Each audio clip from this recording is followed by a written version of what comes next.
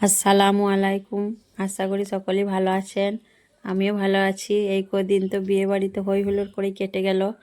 আজকে আমি দেখাবো আমার দেওরের আইব্রো ভাতের কিছু থালার সাজ তৈরি।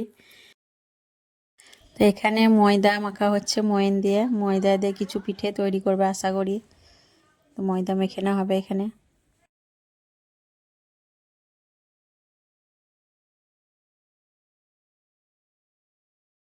ময়দা মেখানোর পর এখানে ছোট ছোট করে রুটি বেলে নিয়েছে আর একটা চামচ দিয়ে কেটে নিচ্ছে।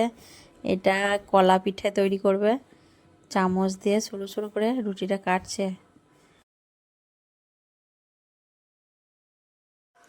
রুটিটা কাটা হয়ে গেছে, এখন হাত দিয়ে গুটিয়ে নিচ্ছে। এইভাবে করে আবার একটা পিঠে তৈরি করে নেবে।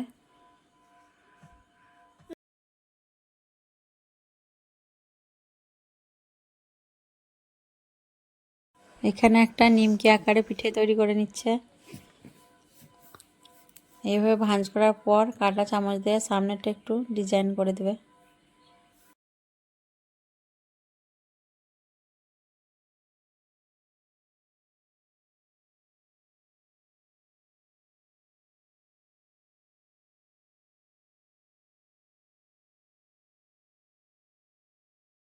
এখানে আরও একটা পিঠে তৈরি হচ্ছে। এটা তৈরি করছে আমার একটা যা। আর পিঠেটা ভেতরে আলু দিয়ে পুর দেওয়া হয়েছে।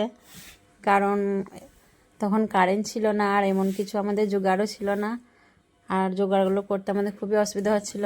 খুব বৃষ্টি হচ্ছিল আর কারেন্ট থাকছিল না। সেই জন্য আমরা বেশি কিছু ভিডিও বানাতে পারিনি আর বেশি নাস্তাও বানাতে পারিনি। আর সিম পিঠের যে ডিজাইনটা হয় সেটাই এই পিঠেতে করা হচ্ছে। আর নাস্তাগুলো সব আমার ননদ আমার যারা মিলেই করা হয়েছিল।